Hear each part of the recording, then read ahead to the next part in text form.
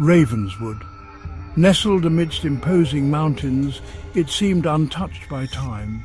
Quaint houses, a bustling market square, a picture of idyllic life. Yet an uneasiness hung in the air, a disquiet felt by all who resided within its borders. The townsfolk, hardened by generations of solitude, rarely spoke of it. The mountains, they believed, held secrets best left undisturbed. Old Mrs. Hathaway, her eyes clouded with forgotten memories, would whisper of shadows that danced at the edge of the forest, shadows that beckoned, that whispered promises of forgotten lore. Her words, dismissed as ramblings of an aging mind, held a chilling truth. The forest, a living, breathing entity, pressed close to the town's edge.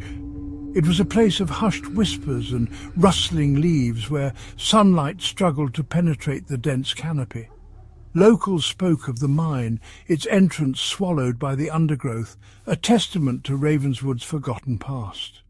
It was there in the heart of the mountain that the darkness festered. Days grew short, shadows lengthened. The first signs were subtle.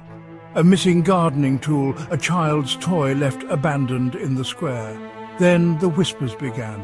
They snaked through the empty streets at night, carried on the wind that howled down from the mountains. Sleep offered no escape.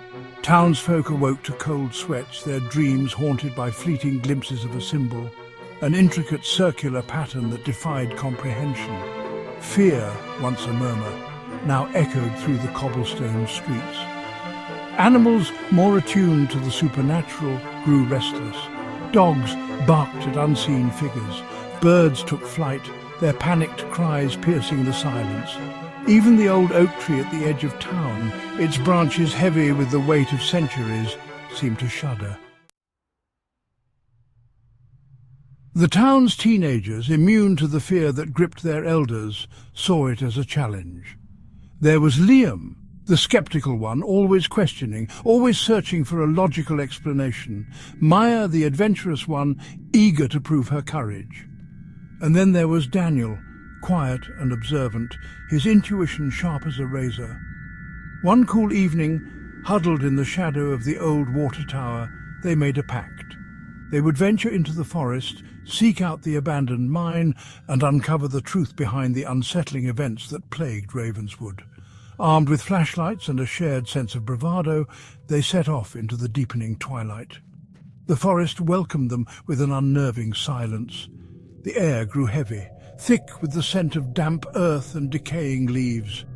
As they ventured deeper, the trees seemed to close in around them, their branches like skeletal fingers reaching out to bar their path. Still, they pressed on, their youthful curiosity outweighing their growing unease.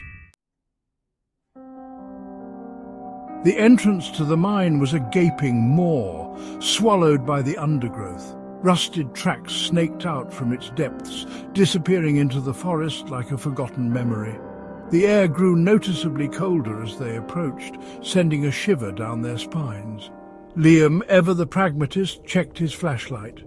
"Ready?" he whispered, his voice echoing strangely in the stillness. They moved cautiously into the mine, their footsteps echoing off the damp stone walls.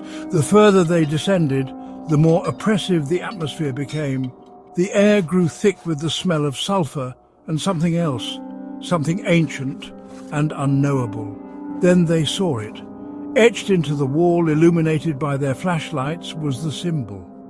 The same intricate circular pattern that haunted their dreams.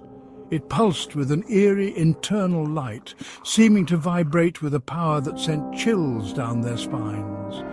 As they stared, mesmerized, a voice whispered from the depths of the mine. A chorus of whispers, ancient and mournful, calling out to them from the darkness.